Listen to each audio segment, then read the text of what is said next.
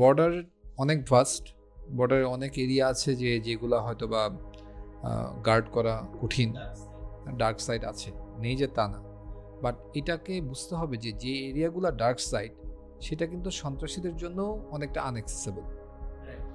আমাদের যারা বিজিবির সৈনিক যারা আছে বা অফিসাররা যারা সীমান্তে ডিপ্লয়েড আছেন, তারা যেখানে পেট্রোলিংয়ে যেতে সমস্যা হয় সেটা তো একটা সাধারণ মানুষের জন্য সমস্যা হবে, ইটস নট দ্যাট ইজি।